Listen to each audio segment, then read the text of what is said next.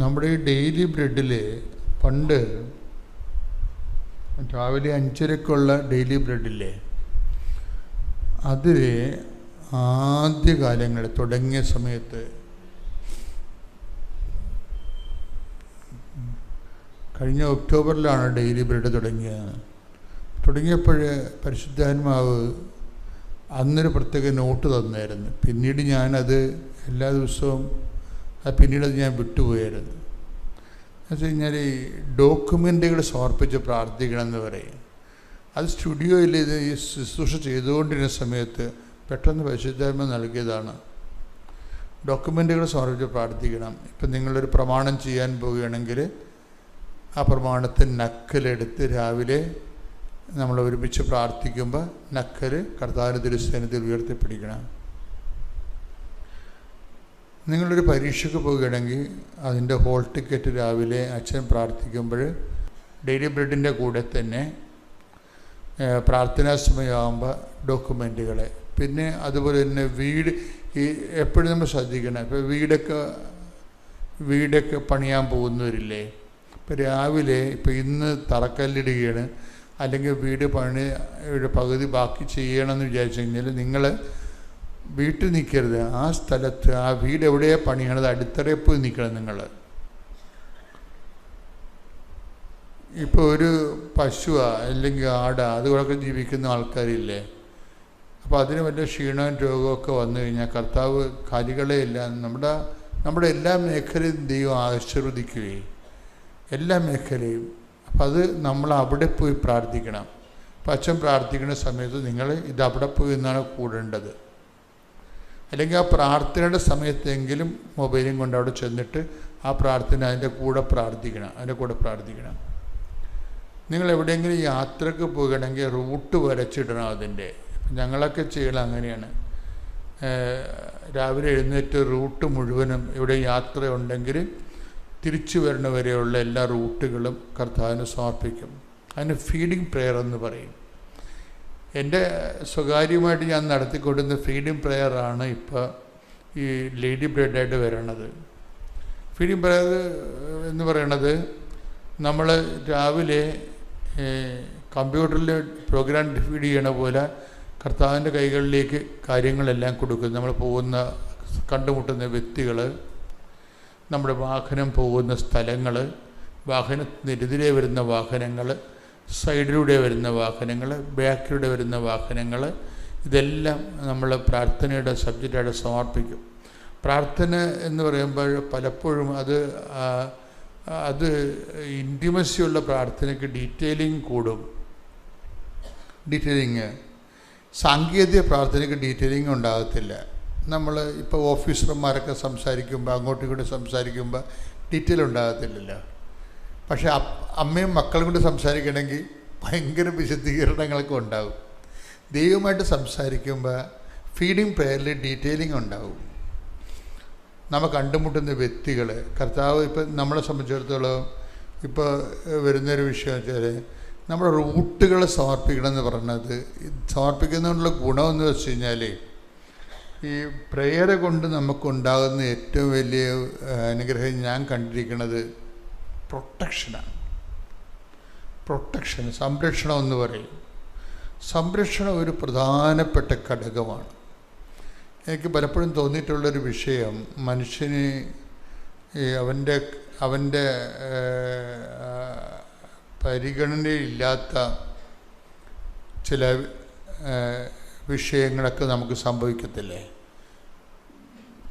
നമ്മൾ ഓർക്കാപ്പുറത്ത് സംഭവിക്കുന്നതും അങ്ങനെയുള്ള ചില ഏടാകൂടങ്ങളൊക്കെ സംഭവിക്കത്തില്ലേ. ചില പറയും, ആ സമയത്ത് അയാളെ കാണാനുള്ള കാര്യമില്ലായിരുന്നു, ആ വഴിക്ക് പോയതാണ് കുഴപ്പമായിപ്പോയെന്നൊക്കെ പറയത്തില്ലേ. അതെല്ലാം പ്രൊട്ടക്ഷൻ്റെ പ്രോബ്ലമാണ്. സംരക്ഷണം. ഇപ്പോൾ ഫീഡിങ് പ്രെയർ ഉണ്ടെങ്കിൽ നമുക്കത് ആ മേഖലയിൽ നമ്മൾ സേഫാണ് ശരിക്കും എല്ലാ മേഖലകളിലും.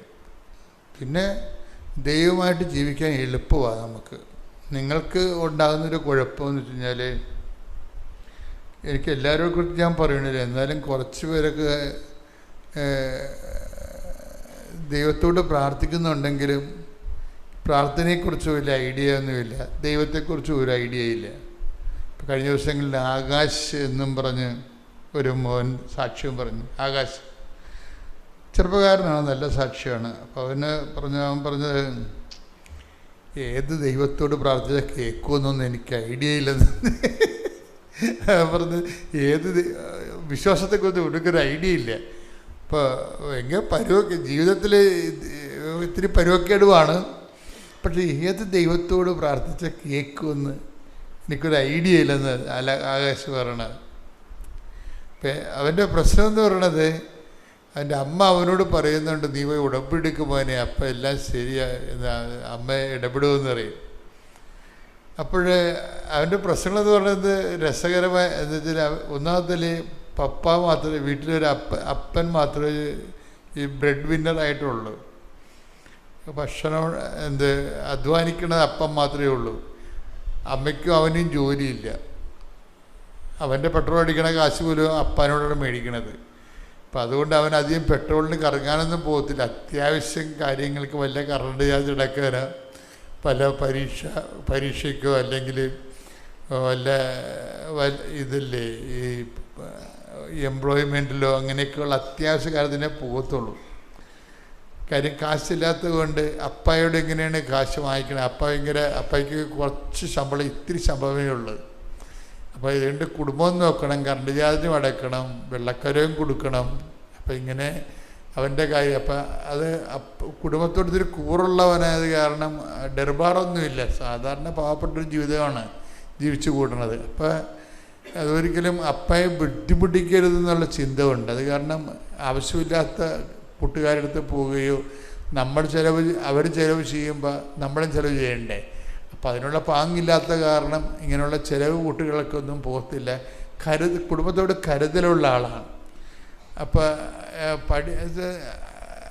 അവനെ അമ്മ പറയണ്ട, മകനെ നമ്മ ഇനി രക്ഷപ്പെടണമെങ്കിൽ മാതാവ് തന്നെ രക്ഷപ്പെടുത്തണം, നീ പോയി ഉടമ്പടി എടുക്കാൻ പറയാം. അപ്പോൾ ഉടമ്പടി എടുത്തും അങ്ങനെ മാതാവുമായിട്ട് ഈശോയുമായിട്ടൊക്കെ വലിയ ബന്ധമൊന്നുമില്ല, നോൺ ക്രിസ്ത്യനാണ്.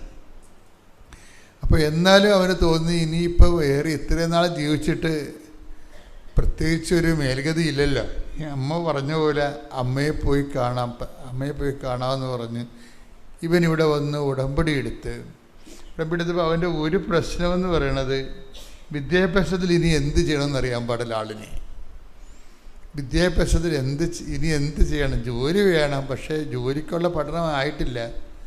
ഇപ്പോൾ ഒരു അഡ്മിനിസ്ട്രേഷന് വേണ്ടി ഒരു കോഴ്സ് ചെയ്യണം, പക്ഷെ അതിന് ഭയങ്കര കാശാകത്തില്ലേ? ഇപ്പോഴത്തെ നമ്മുടെ ഷെഡ്യൂള് പഠനങ്ങൾക്ക് ശേഷം പിന്നീട് ഹയർ സ്റ്റഡീസ് പോകുമ്പോൾ ലക്ഷങ്ങളൊക്കെ അല്ലേ വരണത്. അപ്പം ആഗ്രഹമുണ്ട്, പക്ഷേ ഇവിടുന്ന് കിട്ടാനാ? 2.5 സെൻറ്റ് സ്ഥലവും വീടുവേ ഉള്ളു. 2.5 സെൻറ്റ് സ്ഥലവും. ആകാശത്തിൻ്റെ സാക്ഷി ഞാൻ ഭയങ്കര ഇഷ്ടപ്പെടുന്ന കാര്യം, ഭയങ്കര അത് നമ്മളിൽ പല ആൾക്കാരും ആ ജീവിതമാണ് ജീവിക്കുന്നത്. വളരെ കുറഞ്ഞ ജീവിത രീതിയാണ്. അപ്പം അതുകൊണ്ട് വലിയ കാര്യങ്ങളൊന്നും ചിന്തിക്കാൻ പറ്റത്തില്ല. വലിയ കാര്യങ്ങളൊക്കെ ചിന്തിക്കാൻ പറ്റത്തില്ല. കാര്യം പരീക്ഷ ഫീസൊക്കെ വരുമ്പോൾ അപ്പനോട് ചോദിക്കണ്ടേ? അപ്പോൾ അര ലിറ്റർ പെട്രോളിന് പോലും അപ്പനോട് ചോദിക്കാൻ പ്രയാസമുള്ള ആളാണ്. എങ്ങനെയാണ് മുന്നിൽ? അപ്പം നമുക്കൊരു വഴി കാണുന്നില്ല. അത് ഭയങ്കര സങ്കടകരമായ അവസ്ഥയാണ്. വായിച്ചപ്പോൾ എൻ്റെ മനസ്സ് നിറഞ്ഞു പോയി കേട്ടപ്പോൾ. എല്ലാവരുടെയും ഒക്കെ അവസ്ഥ അത് തന്നെയാണ് ശരിക്കും. അപ്പം അതുകൊണ്ട് അമ്മയടുത്ത് വന്ന് ചോദിക്കാം. അപ്പം അമ്മയടുത്ത് ഇവിടെ വന്നിട്ട് ഇവന് പ്രാർത്ഥിക്കാൻ അറിയാൻ പാടില്ലാത്തത് കൊണ്ട് ഇവിടെ വന്ന് കുറേ നേരം അമ്മയോട് സംസാരിച്ചിട്ട് പോയി. എൻ്റെ കാര്യമൊക്കെ അമ്മയ്ക്ക് അറിയാമില്ല, പരുവക്കേടാണ്. കണ്ട, അതൊക്കെ അതാണ് ഡയലോഗ് എന്ന് പറയുന്നത്, കോൺവെർസേഷൻ. പ്രാർത്ഥിക്കാൻ അറിയാൻ പാടില്ലാത്ത കാരണം വർത്തമാനം പറയാനറിയാം. കാര്യം ഇവനും അമ്മയുമായിട്ട് ഭയങ്കര കൂട്ടാണ്, അവൻ്റെ അമ്മയുമായിട്ട്. അത് കാരണം അതുപോലെ ആയിരിക്കും ഈ അമ്മയെന്നും പറഞ്ഞുകൊണ്ട് കക്ഷി ഇവിടെ വന്ന് ഉടമ്പടി എടുത്തിട്ടും പോകാതെ നിന്നിട്ട് കുറേ കാര്യങ്ങളൊക്കെ പറഞ്ഞ് അമ്മയും മകനും കൂടി ഇരുന്ന് പറയണ പോലെയൊക്കെ കുറേ കാര്യങ്ങൾ അമ്മയോട് പറഞ്ഞ് ഇവൻ ഉടമ്പടിയും ചെയ്ത് അവന് ഹരിപ്പാടെത്തിയതേ ഉള്ളൂ. അപ്പം തന്നെ ഫോൺ വന്നു, അപ്പന് നല്ല ജോലിയായെന്ന്. പെട്ടെന്നാണ് സംഭവം. ആ പ്രാർത്ഥന കേട്ട് ശരിക്കും. കാര്യം ഇത് പ്രാർത്ഥിക്കുന്ന നമ്മളെ ദൈവത്തിൻ്റെ മനസ്സ് തൊടണം. പരിശുദ്ധ അമ്മ പ്രത്യക്ഷപ്പെട്ട ഈ അൾത്താരയിൽ നിൽക്കാൻ എന്നെ എൻ്റെ കുടുംബത്തെയും അനുവദിച്ചതിന് ഈശോയ്ക്കും മാതാവിനും 1000 നന്ദി പറയുന്നു. അതോടൊപ്പം ഈ സാക്ഷ്യം ഇവിടെ പറയാൻ വൈകിയതിൽ പരിശുദ്ധ അമ്മയോടും ഈശോയോടും ഞാൻ മാപ്പ് ചോദിക്കുകയും ചെയ്യുന്നു. ഞാൻ 1/2/2024 ഇവിടെ വന്ന് ഉടമ്പടി എടുത്തത്. ഉടമ്പടിയിൽ വെച്ച് എൻ്റെ ഹസ്ബൻഡിന് മൂത്രത്തിക്കല്ലായിരുന്നു. കുറേ ചികിത്സകളൊക്കെ ചെയ്തിട്ടും അതിന് യാതൊരു കുറവുമില്ലായിരുന്നു. ഒരു ദിവസം ഭയങ്കരമായ വയറ്റുവേദന ഉണ്ടായി. ഹോസ്പിറ്റലിൽ ചെന്നപ്പോൾ ലേസർ ചികിത്സയല്ലാതെ വേറെ മാർഗ്ഗമില്ലെന്ന് പറഞ്ഞു. അങ്ങനെ ലേസർ ചികിത്സയ്ക്ക് ഒരു ഡേറ്റ് തന്നു. അങ്ങനെ സർജറി ചെയ്യാനായിട്ട് തിയേറ്ററിൽ കയറ്റി കഴിഞ്ഞപ്പോൾ ഡോക്ടർ പറഞ്ഞു കിഡ്നിക്ക് ഇൻഫെക്ഷനായി, അത് വാഷ് ചെയ്ത് വിടാനേ ഇപ്പോൾ പറ്റുള്ളൂ, പിന്നീട് എപ്പോഴെങ്കിലും ബാക്കി ചെയ്യാമെന്ന് പറഞ്ഞു. അങ്ങനെ അത് മരുന്ന് കൊടുത്ത് വിട്ടു. കുറച്ച് നാൾ കഴിഞ്ഞ് 2 വർഷം കഴിഞ്ഞപ്പോൾ വീണ്ടും വയറ്റുവേദനയായി. അങ്ങനെ ഞാൻ ഈ ഉടമ്പടി എടുത്തതിന് ശേഷം ഒരു ദിവസം ഹസ്ബൻഡിന് ഭയങ്കരമായ വയറ്റുവേദനയായിരുന്നു. അങ്ങനെ ഒരു ദിവസം മുഴുവനും ആൾ കിടക്കയിൽ തന്നെ കിടന്നു. അങ്ങനെ എന്നോട് പറഞ്ഞു കൃപാസനത്തിലെ ഉപ്പ് എനിക്ക് കലക്കി തരാൻ പറഞ്ഞു. അങ്ങനെ ഞാൻ ആ ഉപ്പ് കലക്കി കൊടുത്തു. വൈകിട്ട് വരെ വലിയ പ്രശ്നങ്ങളൊന്നുമില്ലാതെ ഭക്ഷണം കഴിക്കാതെ കിടന്നു. വൈകിട്ട് അത്താഴം എന്നോട് വാങ്ങിച്ച് കഴിച്ചു. അതിനുശേഷം പിറ്റേ ദിവസം രാവിലെ യൂറിൻ പാസ് ചെയ്തപ്പോൾ ആ കല്ല് യാതൊരു കുഴപ്പവും കൂടാതെ ആൾക്ക് വലിയ വേദനകളൊന്നുമില്ലാതെ അത് പുറത്തു വന്നു. അത് എടുത്തു കൊണ്ടുവന്ന് ഞങ്ങളെ കാണിച്ചിട്ട് പറഞ്ഞു അമ്മ മാതാവിൻ്റെ ഉപ്പ് കഴിച്ചതിന് ശേഷമാണ് ഇങ്ങനെ സംഭവിച്ചത് എന്ന് പറഞ്ഞു. അതാണ് എനിക്ക് കിട്ടിയ ഏറ്റവും വലിയൊരു സാക്ഷ്യം. പിന്നെ എൻ്റെ കാരുണ്യ പ്രവർത്തികളെന്ന് പറയുന്നത് ഞാൻ അനാഥാലയത്തിലൊന്നും പോവുകയോ അല്ലെങ്കിൽ എനിക്ക് അതിന് മുമ്പൊന്നും അങ്ങനെയുള്ള ഒരു കാര്യങ്ങളൊന്നും ഇല്ലായിരുന്നു. അവരെ കാണുമ്പോൾ ഒരു ദയ തോന്നും എന്നല്ലാതെ സന്ദർശിക്കാനോ അവരുടെ അടുത്ത് പോകാനോ ഒന്നും എനിക്ക് താല്പര്യമില്ലായിരുന്നു. പക്ഷെ ഞാൻ ഇവിടെ വന്ന് ഉടമ്പടി എടുത്തതിന് ശേഷം അനാഥാലയത്തിൽ പോവുകയും അവരെ കണ്ട് സംസാരിക്കുകയും അവിടുത്തെ സിസ്റ്ററിനോട് കാര്യങ്ങളൊക്കെ സംസാരിച്ചതിന് ശേഷം എന്നെക്കൊണ്ട് പറ്റുന്ന പോലെയുള്ള ക്ലീനിങ്, അതുപോലെ സാമ്പത്തിക സഹായം, അവർക്ക് ഫുഡ് ഉണ്ടാക്കി കൊടുക്കുക, അങ്ങനെയുള്ള കാര്യങ്ങളൊക്കെ ഞാൻ ചെയ്തു. അതുപോലെ രോഗികൾക്കൊക്കെ പൈസ കൊടുക്കാനും ഒക്കെ എനിക്ക് സാധിച്ചിട്ടുണ്ട്. എൻ്റെ പ്രേക്ഷിത പ്രവർത്തനം എന്ന് പറയുന്നത് ആദ്യമൊക്കെ എനിക്ക് പേപ്പർ കൊടുക്കുന്നതായിരുന്നു ഇതിനകത്ത് ഏറ്റവും വലിയ മടിയെ. പക്ഷേ പേപ്പർ കൊടുത്തു തുടങ്ങി എന്നോട് ഓരോരുത്തർ തിരിച്ച് കൃപാസനത്തെ പറ്റി മോശമായിട്ടല്ലെങ്കിൽ അതിനെ ചോദ്യം ചെയ്തുകൊണ്ട് ചോദിക്കാൻ തുടങ്ങിയപ്പോൾ എവിടെ നിന്നാണെന്ന് എനിക്കറിയില്ല. പെട്ടെന്ന് എനിക്കൊരു നല്ലൊരു ശക്തി കിട്ടുകയും ഞാൻ മാതാവിനെക്കുറിച്ചും ഇവിടെ നടക്കുന്ന അത്ഭുതത്തെക്കുറിച്ചും എനിക്ക് കിട്ടുന്ന അനുഗ്രഹങ്ങളെക്കുറിച്ചൊക്കെ എനിക്ക് അവരോട് പറയാനും അവരുടെ അടുത്ത് നന്നായിട്ട് കൃപാസനത്തെ അമ്മയുടെ അനുഗ്രഹത്തെക്കുറിച്ച് പറയാനൊക്കെ ഉള്ള ഒരു ശക്തി ലഭിച്ചു. അങ്ങനെ ഞാൻ പേപ്പറുകൾ എല്ലാ വിധത്തിലുള്ള ആളുകളിലേക്കും എത്തിക്കാൻ തുടങ്ങി.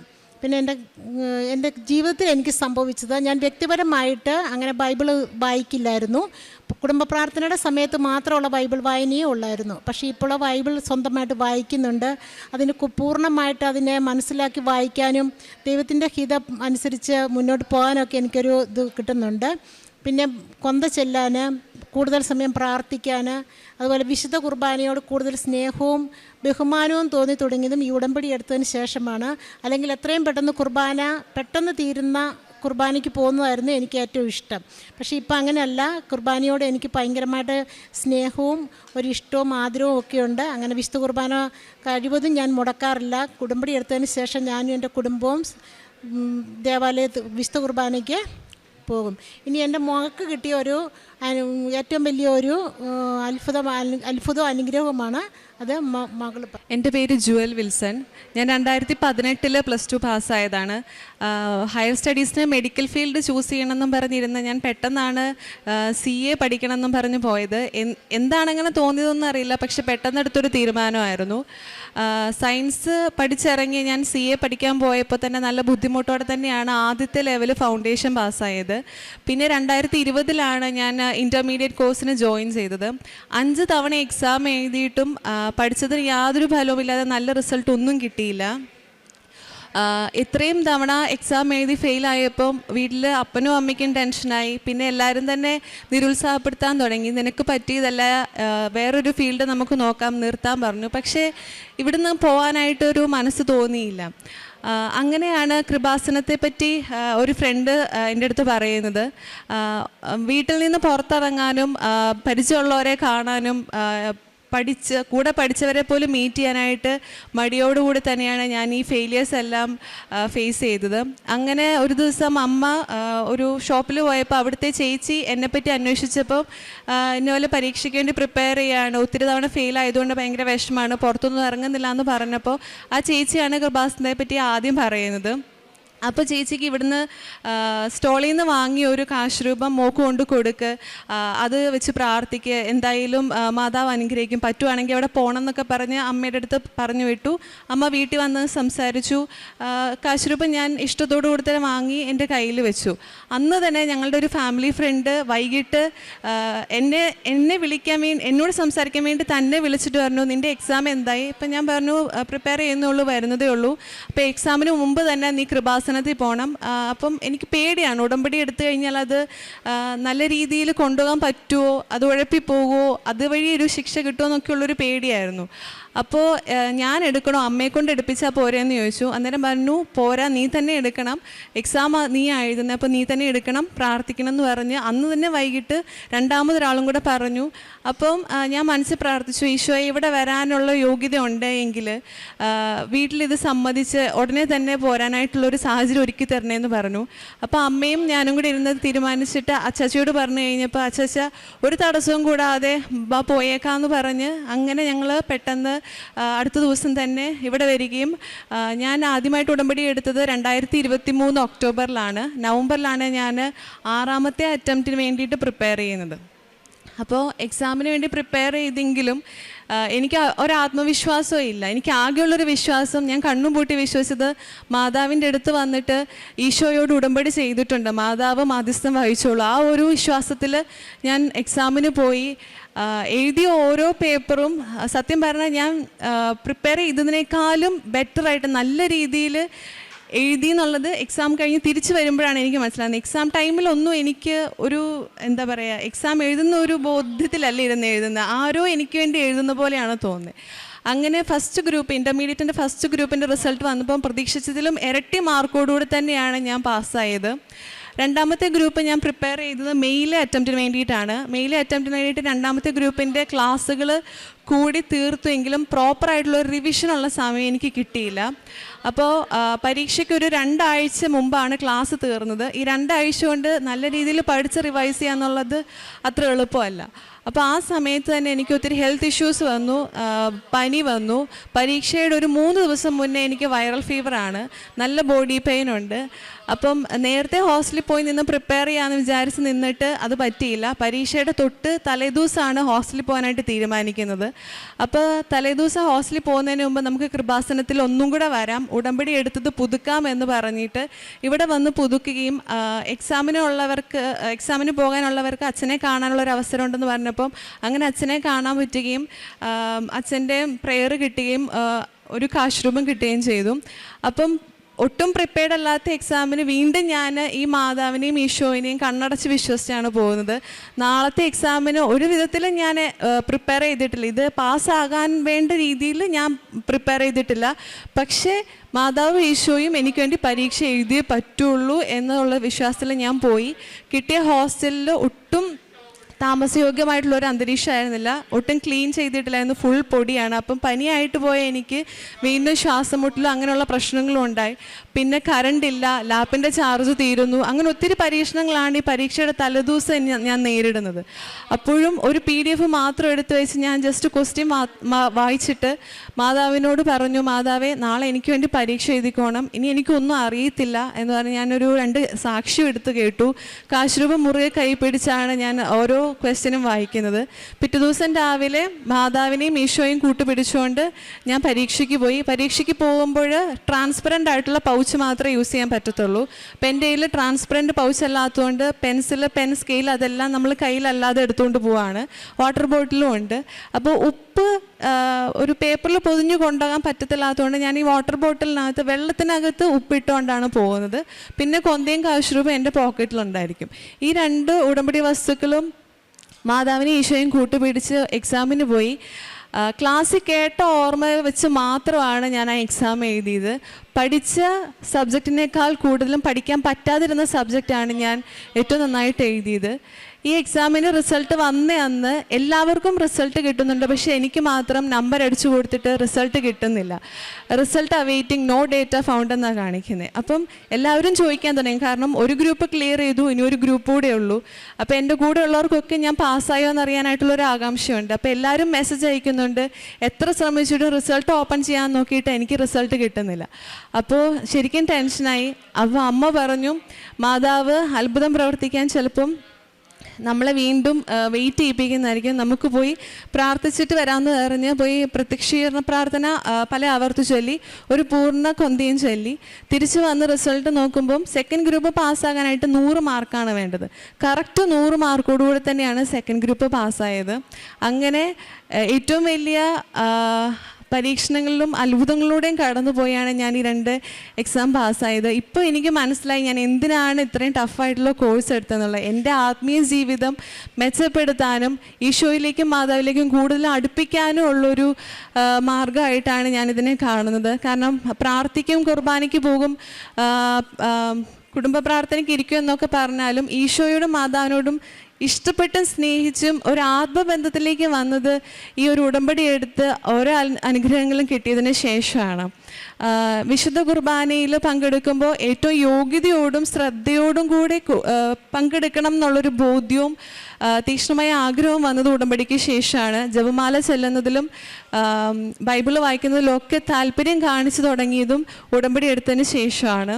പിന്നെ പ്രേക്ഷിത പ്രവർത്തനങ്ങളും കാരുണ്യ പ്രവർത്തികളും എന്ന് പറഞ്ഞാൽ എനിക്ക് വരുമാനം ഒന്നും ആയിട്ടില്ല, കാരണം ഞാൻ പഠിച്ചുകൊണ്ടിരിക്കുന്ന ഒരു ടൈമാണ്. ഇനി ആർട്ടിക്കിൾഷിപ്പിന് ജോയിൻ ചെയ്ത് അതിൽ നിന്ന് കിട്ടുന്ന സ്റ്റൈപ്പൻഡ് ആയാൽ മാത്രമേ എനിക്കൊരു വരുമാനം ആകുള്ളൂ. അപ്പോൾ അതിന് മുന്നേ എൻ്റെ കയ്യിലുള്ള ചെറിയ കുഞ്ഞു കുഞ്ഞു എമൗണ്ട് വെച്ച് ഞാൻ പറ്റുന്നവർക്കൊക്കെ സഹായം ചെയ്തു കൊടുക്കുമ്പോൾ ഞാൻ ഈശോയോട് പറയും, ഈശോ എനിക്ക് ഇത്രേ ഉള്ളൂ സാഹചര്യം, അപ്പം ഞാൻ ഇതിൽ നിന്ന് ചെയ്യുന്ന ഈ നന്മ പ്രവൃത്തി നീ എനിക്കൊരു യോഗ്യതയായിട്ട് കണക്കാക്കണമെന്ന് പ്രാർത്ഥിച്ചിട്ട് സഹായങ്ങൾ ചെയ്യും. പിന്നെ പത്രം കൊടുക്കാൻ മടിയില്ലാതെ തന്നെ ഇഷ്ടത്തോടുകൂടെ തന്നെ പത്രം കൊടുക്കാൻ ഇറങ്ങുന്നതിന് മുന്നേ തന്നെ ഞാൻ പ്രാർത്ഥിക്കും, ഈശോയെ ഈ പത്രങ്ങൾ വാങ്ങിക്കുന്നവർക്ക് അനുഗ്രഹങ്ങൾ കൊടുക്കണേ, എല്ലാവരും സന്തോഷത്തോടെ സ്വീകരിക്കാനായിട്ട് ഒരുങ്ങണേന്ന് പറഞ്ഞ് പ്രാർത്ഥിച്ചിട്ട് ഒരു പത്രം പോലും ആരും ഇതുവരെ നിരസിച്ചിട്ടില്ല. ഒരുപാട് പത്രങ്ങൾ കൊടുത്തിട്ടുണ്ടെങ്കിലും ഒരു പത്രം പോലും ആരും നിരസിച്ചിട്ടില്ല. എല്ലാവരും ചോദിച്ച് വാങ്ങിയിട്ടുണ്ട്, ഇഷ്ടത്തോടെ വാങ്ങിയിട്ടാണുള്ളത്. ഈ ഒരു ആത്മീയ വളർച്ച എനിക്ക് ഉടമ്പടിയിലൂടെ തന്ന ഈശോയ്ക്കും മാതാവിനും 1000 നന്ദി. എൻ്റെ പേര് ആൻമരിയ ജോസ് എന്നാണ്. ഞാൻ വരുന്നത് ചേർത്തലയിൽ നിന്നാണ്. 2023 മെയ് മാസമാണ് ഞാൻ ആദ്യമായിട്ട് ഉടമ്പടി എടുക്കുന്നത്. അന്നാണ് ഞാൻ ജർമ്മൻ ലാംഗ്വേജ് പഠിച്ചു കഴിഞ്ഞ് ഇറങ്ങുന്നതും. 2023 ഉടമ്പടി എടുത്തെങ്കിലും ഞാൻ കറക്റ്റായിട്ടത് പാലിക്കാതിരുന്നതിനാൽ എനിക്ക് കിട്ടേണ്ട അനുഗ്രഹം താമസിച്ചുകൊണ്ടിരുന്നു. അങ്ങനെ എക്സാം എഴുതിയിട്ടും ഞാൻ പാസ്സായില്ല. 2024 സെപ്റ്റംബറിലാണ് ഞാൻ ആദ്യത്തെ 2 മൊഡ്യൂൾ പാസ്സാവുന്നത്. അത് കഴിഞ്ഞിട്ട് കുറേ താമസം വന്നതിനാൽ എൻ്റെ കൂടെ ഉണ്ടായിരുന്ന എല്ലാവരും ജർമ്മനിക്ക് കയറിപ്പോയി. ഞാൻ മാത്രം ഇവിടെ തന്നെ നിൽക്കുമായിരുന്നു. ആ സമയത്ത് ഞാൻ നന്നായിട്ട് പ്രാർത്ഥിക്കാൻ തുടങ്ങി. ഓരോ തടസ്സങ്ങൾ വരുമ്പോഴും എൻ്റെ വിശ്വാസം വർദ്ധിച്ചുകൊണ്ടിരുന്നു. ഞാൻ ശക്തമായിട്ട് പ്രാർത്ഥിക്കാൻ തുടങ്ങി. ആ സമയത്ത് ഞാൻ ഒന്നുകൂടി ഡേറ്റ് എടുത്ത് എക്സാം എഴുതി. ജനുവരിയിൽ എക്സാം എഴുതി, ഫെബ്രുവരി റിസൾട്ട് വന്നു, അതും പാസ്സായി. അത് കഴിഞ്ഞിട്ട് നെക്സ്റ്റ് ഇൻടേക്ക് വരുന്നത് മാർച്ചിലും സെപ്റ്റംബറിലുമാണ്. ഞാൻ ശക്തമായിട്ട് പ്രാർത്ഥിക്കാൻ തുടങ്ങി. എനിക്ക് എത്രയും പെട്ടെന്ന് ഈ ഇൻടേക്ക് തന്നെ കയറിപ്പോകാൻ പറ്റണമെന്ന് ഞാൻ പ്രാർത്ഥിക്കാൻ തുടങ്ങി. എങ്കിലും മാർച്ച് ഇൻടേക്ക് കടന്നുപോയി. എനിക്ക് ആ ഇൻടേക്കിൽ പോകാൻ പറ്റിയില്ല. അത് കഴിഞ്ഞ് സങ്കടവും നിരാശയപ്പെട്ടിരിക്കുമ്പോഴാണ് ഞാൻ ഓർത്തത്, ഇത്രയും പ്രാർത്ഥിച്ചൊന്നും വെറുതെ ആവില്ലല്ലോ, എന്തായാലും ഉടമ്പടി എടുത്തല്ലേ, മാതാവ് കൈവിടത്തില്ല എന്ന് ഞാനിങ്ങനെ വിചാരിച്ച് പിന്നെയും പ്രാർത്ഥിക്കാൻ തുടങ്ങി. എല്ലാ ദിവസവും 3 മണി നേരത്ത് കൊന്ത ചെല്ലാൻ തുടങ്ങി. ഞാനും വീട്ടിലുള്ള എല്ലാവരും കൂടെ ഇരുന്ന് കൊന്ത ചെല്ലുമായിരുന്നു, നിയോഗം സമർപ്പിച്ച് കൊന്ത ചെല്ലുമായിരുന്നു. അങ്ങനെ ഇരിക്കുമ്പോൾ ഒരു സുപ്രഭാതത്തിൽ ഒരു ജൂൺ മാസം 20-ാം തീയതി എനിക്ക് എൻ്റെ മെയിൽ ചെക്ക് ചെയ്യണം എന്നുള്ളൊരു പ്രചോദനം ഉണ്ടായി. ഞാൻ നോക്കിയപ്പോൾ ജർമ്മനിയിലെ ഹോസ്പിറ്റലിൽ നിന്ന് എനിക്കൊരു കോൺട്രാക്റ്റ് വന്ന് കിടക്കുന്നു. നോർമലി ഇൻ്റർവ്യൂ കഴിഞ്ഞിട്ടാണ് നമുക്ക് കോൺട്രാക്റ്റ് വരാറുള്ളത്. ഞാൻ നോക്കുമ്പോൾ എൻ്റെ കറക്റ്റ് ഡീറ്റെയിൽസൊക്കെ വെച്ചിട്ട് ഒരു കോൺട്രാക്റ്റ് വന്ന് കിടക്കുന്നു. ഞാൻ നേരെ ഞങ്ങൾ ഇൻസ്റ്റിറ്റ്യൂട്ടിൽ അച്ഛൻ വിളിച്ച് കോൺടാക്റ്റ് ചെയ്തു. അച്ഛൻ പറഞ്ഞു, അത് എങ്ങനെയോ നിനക്ക് കിട്ടിയതാണ്, എന്തായാലും നീ സൈൻ ചെയ്ത് അയക്കാൻ പറഞ്ഞു. ഞാൻ സൈൻ ചെയ്ത് അയച്ചു. ഇൻ്റർവ്യൂ ഒന്നും കഴിയാതെ എങ്ങനെ കോൺട്രാക്റ്റ് ഒന്നും എനിക്കറിയില്ല. ഏതായാലും മാതാവിൻ്റെ അത്ഭുതം തന്നെയാണ്. ഞാൻ അത്ര ശക്തമായിട്ട് പ്രാർത്ഥിച്ചിരുന്നു. എത്രയും പെട്ടെന്ന് എനിക്ക് പോകണം എന്നായിരുന്നു എൻ്റെ പ്രാർത്ഥന. ഞാൻ അങ്ങനെ ഇരിക്കുമ്പോൾ കോൺട്രാക്റ്റ് ഒന്നും എല്ലാം ഓക്കെ ആയി. അത് കഴിഞ്ഞിട്ട് പിന്നെ അടുത്ത പ്രതിസന്ധി എന്ന് പറയുന്നത് വിസ കിട്ടുക എന്നുള്ളതായിരുന്നു. ഈ ഒരു സന്ദർഭത്തിൽ വിസ കിട്ടാൻ നല്ല പാടാണ്. വിസയ്ക്ക് ഡേറ്റ് കിട്ടാനും ഭയങ്കര ബുദ്ധിമുട്ടായിരുന്നു. ജൂണിൽ കോൺട്രാക്റ്റ് കിട്ടി എനിക്ക് ജൂലൈ ആയി, ഓഗസ്റ്റ് ആയി, എന്നിട്ടും വിസയ്ക്ക് ഡേറ്റ് കിട്ടുന്നില്ല. ഞാൻ വിചാരിച്ചു ഒത്തിരി അത്ഭുതം പ്രവർത്തിച്ചിട്ട് മാതാവ് ഇനി കൈവിടുമോ എന്നൊക്കെ വിചാരിച്ച് ഞാനിങ്ങനെ നിരാശപ്പെട്ടിരുന്നു. എങ്കിലും ഞാൻ പ്രാർത്ഥനയ്ക്ക് ഒരു കുറവും വരുത്തിയില്ല. പിന്നെയും പ്രാർത്ഥന ശക്തി കൂട്ടിക്കൊണ്ടിരുന്നു. അങ്ങനെ ഇരിക്കുമ്പോൾ ഞാനൊരു ഏജൻറ്റിൻ്റെ കയ്യിൽ കൊടുത്തിട്ടുണ്ടായിരുന്നു. എൻ്റെ കൂടെ വരുന്ന അനീറ്റ എന്ന് പറയുന്നൊരു കുട്ടി ഉണ്ടായിരുന്നു. അവൾക്ക് എന്നെക്കാളും കുറച്ച് വിശ്വാസം കുറവാണ്. എങ്കിലും ഞാൻ അവളോടും പറയുമായിരുന്നു, ഏതായാലും നീയും കൂടെ പോയി ഉടമ്പടി എടുക്ക് എന്ന് പറഞ്ഞ് ഞാൻ അവളോട് പറയുമായിരുന്നു. അപ്പോൾ അവളിവിടെ വന്ന് ഉടമ്പടി എടുത്തു. അങ്ങനെ രണ്ടുപേരും ഞങ്ങൾ നിയോഗം വെച്ച് പ്രാർത്ഥിക്കാൻ തുടങ്ങി. അങ്ങനെ ഒരു സുപ്രഭാതത്തിൽ ഏജൻറ്റ് വിളിച്ചിട്ട് പറഞ്ഞു, നിങ്ങൾ നേരെ ജർമ്മൻ കോൺസുലേറ്റ് ബാംഗ്ലൂരിലോട്ട് പോവുക, അവിടെ ചെന്ന് നിങ്ങൾ കാര്യം പറഞ്ഞാൽ മതി, അവർ ഹെൽപ്പ് ചെയ്യും എന്ന് തോന്നുന്നു എന്ന് പറഞ്ഞു. ഞങ്ങളൊന്നും നോക്കിയില്ല. പിറ്റേ ദിവസം ഞങ്ങൾ ട്രെയിൻ ബുക്ക് ചെയ്തു. ഞാനും അനീറ്റയും കൂടെ ജർമ്മൻ കോൺസുലേറ്റ് ബാംഗ്ലൂർ പോയി. ഉടമ്പടി തൈലവും ഉപ്പ് കാശ് രൂപ എല്ലാം ആയിട്ടാണ് ഞങ്ങൾ പോയത്. ഞങ്ങൾക്ക് അവിടെ ചെല്ലുമ്പോൾ എന്താകുമെന്ന് ഒരു ഉറപ്പുമില്ല. ഇങ്ങനെയൊക്കെ ആരും പോയതായിട്ട് എൻ്റെ അറിവിൽ ഞാൻ കേട്ടിട്ട് പോലും ഇല്ല, ഇങ്ങനെ കോൺസുലേറ്റിൽ പോവാന്നൊക്കെ പറയുന്നത്. ഞങ്ങൾ നേരെ ജർമ്മൻ കോൺസുലേറ്റ് ബാംഗ്ലൂരിൽ ചെന്നു. അവിടെ ചെന്ന് ഉപ്പ് ഞങ്ങൾ പുറത്ത് വിതറി, തൈലം ഞങ്ങൾ നെറ്റിയിൽ കുരിശ് വരച്ച്, കാശ് രൂപ എല്ലാം ഞങ്ങൾ കയ്യിലും മുറുക്കി പിടിച്ച് അവിടെ നിന്നു. അവിടെ നിന്ന് നേരെ അവിടെ നോക്കിയപ്പോഴത്തേക്കും ജർമ്മൻ കോൺസുലേറ്റിൻ്റെ ഉള്ളിൽ നിന്നൊരു ഓഫീസർ ഇറങ്ങി വന്നു. ഓഫീസർ ഞങ്ങളോട് പറഞ്ഞു എന്താ കാര്യമെന്ന് ചോദിച്ചു. ഞങ്ങൾ പറഞ്ഞു ഇതുപോലെ ഞങ്ങൾക്ക് ഡേറ്റ് കിട്ടിയിട്ടില്ല, ഞങ്ങൾക്ക് സെപ്റ്റംബറിൽ പോകേണ്ടതാണ് എന്ന് പറഞ്ഞു. അദ്ദേഹം വന്നിട്ട് പറഞ്ഞു നിങ്ങൾ പേടിക്കണ്ട, കുറച്ച് കഴിയുമ്പോൾ നിങ്ങൾ അകത്തോട്ട് വിളിക്കും എന്ന് പറഞ്ഞു. എന്ത് അത്ഭുതമെന്ന് അറിയത്തില്ല, ഞങ്ങൾ അകത്തോട്ട് വിളിച്ചു. ഞങ്ങൾ നേരെ ചെന്ന് അവിടെ ചെന്നപ്പോൾ ഒരു മാഡം ഉണ്ടായിരുന്നു. അവർ പറഞ്ഞു നിങ്ങൾ എന്തിനാണ് ഇവിടെ വന്നത്, ഇങ്ങനെ വരാൻ പറ്റത്തില്ല എന്ന് അറിയാവുന്നതല്ലേ, നമ്മൾ കുറേ വഴക്കിട്ടു, എങ്കിലും ഞങ്ങൾ വിശ്വാസപ്രമാണം ചൊല്ലി തൈലം പുരട്ടി ഞങ്ങൾ കാശ് രൂപവും കയ്യിൽ മുറുകെ പിടിച്ച് പ്രാർത്ഥിച്ചുകൊണ്ടിരുന്നു. അത് കഴിഞ്ഞിട്ട് അവർ പറഞ്ഞു നിങ്ങൾ പോയിക്കോളൂ, ഒരു അരമണിക്കൂർ കഴിയുമ്പോൾ നിങ്ങൾ ഇവിടുന്ന് കോൺടാക്റ്റ് ചെയ്യുമെന്ന് പറഞ്ഞു. അങ്ങനെ സെപ്റ്റംബർ 18 ഞങ്ങളവിടെ കോൺസുലേറ്റിൽ നിന്ന് ഇറങ്ങി ഒരു അരമണിക്കൂർ കഴിഞ്ഞപ്പോൾ ഞങ്ങൾ രണ്ടുപേരെയും വിളിച്ചിട്ട് പറഞ്ഞു നിങ്ങൾക്ക് നാളെ ബാംഗ്ലൂരിൽ തന്നെ 11 മണിക്കാണ് വിസ സബ്മിഷൻ്റെ സമയമെന്ന് പറഞ്ഞു. ഞങ്ങൾ കറക്റ്റ് അങ്ങനെ അവിടെ ഞങ്ങൾ താമസിച്ചു. പിറ്റേ ദിവസം ഞങ്ങൾ കാശ് രൂപവും എല്ലാം ആയിട്ട് 11 മണിക്ക് ബാംഗ്ലൂർ കോൺസുലേറ്റിൽ വിസ സബ്മിറ്റ് ചെയ്യാൻ വേണ്ടി, ഡോക്യുമെൻറ്റ് സബ്മിറ്റ് ചെയ്യാൻ വേണ്ടി അവിടെ ചെന്നു. അത് കഴിഞ്ഞ് സബ്മിഷൻ എല്ലാം കറക്റ്റായിട്ട് എല്ലാ കാര്യങ്ങളും പെട്ടെന്ന് നടന്നു. അത് കഴിഞ്ഞിട്ട് ഞങ്ങളവിടെ നേരെ വന്നു. അത് കഴിഞ്ഞിട്ട് പിന്നെ ഞങ്ങൾക്ക് ഒരു സമയമില്ല. 18 ഞങ്ങൾക്ക് സബ്മിഷൻ കഴിഞ്ഞത്. 30 ഞങ്ങളോട് ഹോസ്പിറ്റലിൽ ചെന്നില്ലെങ്കിൽ പിന്നെ വരണ്ടെന്നാണ് അവർ ഞങ്ങളോട് പറഞ്ഞേക്കുന്നത്. വേറൊരു വഴിയില്ലാതിരിക്കുമ്പോൾ ഞങ്ങളിങ്ങനെ പ്രാർത്ഥിക്കാൻ തുടങ്ങി, അമ്മ അതാവ് ഇവിടം വരെ എത്തിച്ചതല്ലേ, ഇനി കൈവിടത്തില്ലേ എന്ന് പറഞ്ഞിട്ട് ഞങ്ങൾ പ്രാർത്ഥിക്കാൻ തുടങ്ങി. ഞങ്ങൾ വീടിന് ചുറ്റും ഞാനും അമ്മയും വിശ്വാസപ്രമാണം ചൊല്ലി വീടിന് ചുറ്റും എല്ലാ ദിവസവും രാത്രി പ്രാർത്ഥിക്കുമായിരുന്നു. വീടിന് മേലുള്ള ബന്ധനം അഴിഞ്ഞു പോകണേന്ന് പറഞ്ഞിട്ട് എപ്പോഴും വിശ്വാസപ്രമാണം ചൊല്ലി രാത്രിയിൽ ആരും കാണാതെ പ്രാർത്ഥിക്കുമായിരുന്നു. അത് കഴിഞ്ഞ് 2 ദിവസം കഴിഞ്ഞപ്പോഴത്തേക്കും ഞങ്ങൾക്ക് മെയിൽ വന്നു, നിങ്ങളുടെ വിസ ഡോക്യുമെൻറ്റ്സ് ഡിസ്പാച്ച് ആയി എന്ന് പറഞ്ഞിട്ട്. ഇന്നലെയാണ് ഞങ്ങൾക്ക് ആ മെയിൽ വന്നത്. സെപ്റ്റംബർ 29 തിങ്കളാഴ്ച ഞങ്ങൾക്ക് ടിക്കറ്റ് ബുക്ക് ചെയ്ത് ഞങ്ങൾക്ക് ജർമ്മനിക്ക് പോകണം. ഇത്രയും അത്ഭുതം പ്രവർത്തിച്ച അമ്മ മാതാവിനും ഈശോയ്ക്ക് 1000 നന്ദി. ഞാൻ ഇവിടെ പ്രേക്ഷിത പ്രവർത്തനം എല്ലാ മാസവും ഇവിടെ വന്ന് പത്രം വാങ്ങിക്കൊണ്ട് പോകും, ഓട്ടോ സ്റ്റാൻഡിൽ കൊടുക്കും, ഞങ്ങളുടെ അവിടെയുള്ള ഗവൺമെൻറ് ഹോസ്പിറ്റലിൽ കൊണ്ടുപോയി കൊടുക്കുമായിരുന്നു. അത് കഴിഞ്ഞിട്ട് ആരും സഹായിക്കാനില്ലാതെ ഉള്ളൊരു വ്യക്തിയെ ഞങ്ങളെപ്പോഴും ഭക്ഷണ സാധനങ്ങളെല്ലാം വാങ്ങി എല്ലാ മാസവും കൊണ്ടുപോയി ഞങ്ങൾ സഹായിക്കുമായിരുന്നു. രോഗികളെ കാണാൻ പോകും, അവർക്ക് വേണ്ട സഹായങ്ങളെല്ലാം ചെയ്തു കൊടുക്കുമായിരുന്നു.